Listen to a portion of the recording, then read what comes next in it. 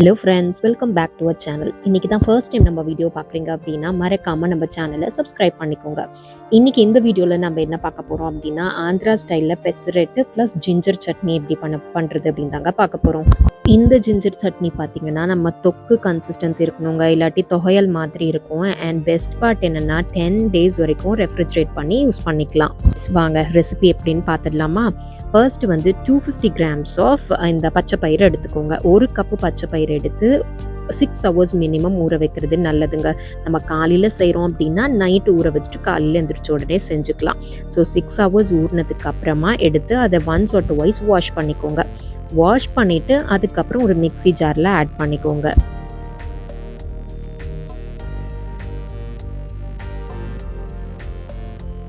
இப்போ மிக்சியில் கிரைண்ட் பண்ணும்போது 1 inch ஜிஞ்சர் ஆட் பண்ணிக்கோங்க. கூடவே 2 பச்சை மிளகா, அப்புறம் சால்ட் ஆட் பண்ணிக்கோங்க. ஸ்பைஸ் வந்து நம்மளோட சாய்ஸ் தாங்க. ஜீரகம் 1 டீஸ்பூன் ஆட் பண்ணிக்கோங்க. உங்களுக்கு இன்னும் கொஞ்சம் ஸ்பைஸியாக வேணும் அப்படின்னா வர மிளகாவையும் சேர்த்து அரைச்சி எடுத்துக்கோங்க. நல்லா இந்த மாதிரி கன்சிஸ்டன்சி இருக்கணுங்க. ரொம்ப தண்ணி விட்டு அரையக்கூடாது. கரெக்டாக பார்த்தீங்கன்னா ஒரு 50 ml தண்ணி விட்டு அரைச்சிங்கனாலே பர்ஃபெக்டாக இந்த கன்சிஸ்டன்சி வந்துடுங்க. ஸோ இந்த கன்சிஸ்டன்சி வர மாதிரி பார்த்துக்கோங்க. இந்த பெசரெட்டோட பர்ஃபெக்ட் காம்பினேஷன் வந்து ஜிஞ்சர் சட்னி தாங்க. அது எப்படி செய்யறதுன்னு பார்த்துடலாமாங்க. ஃபஸ்ட்டு ஒரு கடாய் எடுத்துக்கோங்க. கடாய் சூடானதுக்கு அப்புறமா 1 டீஸ்பூன் கடலைப்பருப்பு ஆட் பண்ணிக்கோங்க. கூடவே 1 tablespoon உளுந்தும் ஆட் பண்ணிக்கோங்க. இது எல்லாத்தையும் நல்லா அந்த ஃப்ளேவர் வர வரைக்கும் ட்ரை ரோஸ்ட் பண்ணுங்க. அதுக்கப்புறம் அதே ஸ்பூனில் 1 tablespoon வந்து கொரியாண்டர் சீட்ஸ் எடுத்துக்கோங்க. அதாவது வரமல்லி 1 tablespoon எடுத்துக்கோங்க. ஜீரகம் 1 tablespoon எடுத்துக்கோங்க. இது எல்லாத்தையும் நல்லா அந்த ஸ்மெல் வர்ற மாதிரி ட்ரை ரோஸ்ட் பண்ணிக்கோங்க. அதுக்கப்புறம் நம்ம ஸ்பைஸுக்கு ஏற்ற மாதிரி ரெட் சில்லி ஆட் பண்ணிக்கலாம். ஸோ இதை வந்து ஒரு பிளேட்டில் ட்ரான்ஸ்ஃபர் பண்ணி வச்சுக்கோங்க. என்னடா ஜிஞ்சர் சட்னிங்கிறாங்க, பட் ஜிஞ்சரே ஆட் பண்ணலன்னு நினைக்காதீங்க. அடுத்தது தான் ஜிஞ்சர் ஃப்ரை பண்ண போகிறோம். ஜிஞ்சரும் பூண்டும் வந்து ஆயிலில் ஃப்ரை பண்ண போகிறோம். இப்போது 1 டீஸ்பூன் ஆயில் ஆட் பண்ணிக்கோங்க. ஆயில் சூடானதுக்கப்புறமா 8லேருந்து 10 பல்லு பூண்டு ஆட் பண்ணிக்கோங்க. பூண்டு கொஞ்சம் ரோஸ்ட் ஆகும் போதே 1லேருந்து 1.5 inch வரைக்கும் ஜிஞ்சர் ஆட் பண்ணிக்கோங்க. இஞ்சி ஆட் பண்ணி இது ரெண்டும் நல்ல கோல்டன் கலர் வர வரைக்கும் வறுக்கணுங்க. ஃப்ளேமை வந்து மீடியம் டு லோவில் வச்சுக்கோங்க. வச்சு இந்த மாதிரி நல்ல கோல்டு கலர் வர வரைக்கும் ஃப்ரை பண்ணுங்க.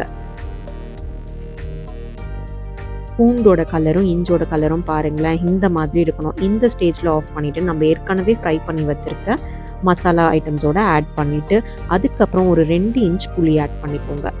இப்போ இது எல்லாத்தையும் மிக்ஸி ஜாரில் ஆட் பண்ணிக்கலாங்க.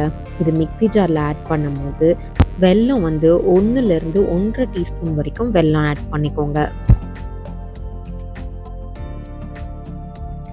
இப்போது சால்ட் ஆட் பண்ணிக்கலாம். சால்ட் வந்து ஒரு 1/4 டீஸ்பூன் ஆஃப் சால்ட் ஆட் பண்ணிங்கனாலே கரெக்டாக இருக்கும்.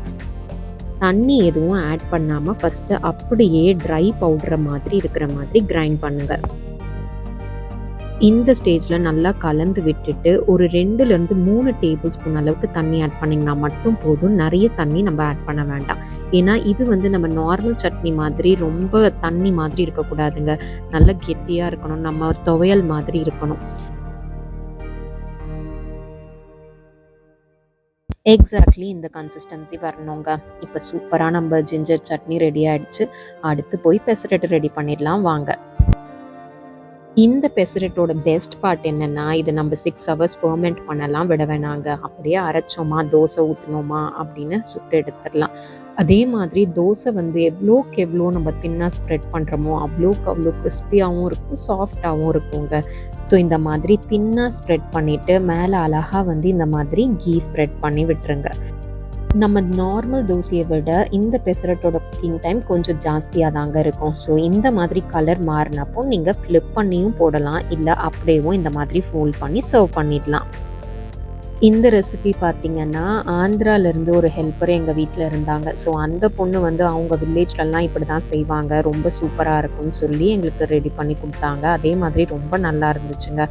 கண்டிப்பாக நீங்களும் வீட்டில் மறக்காமல் ட்ரை பண்ணி பாருங்கள். தேங்க்யூ.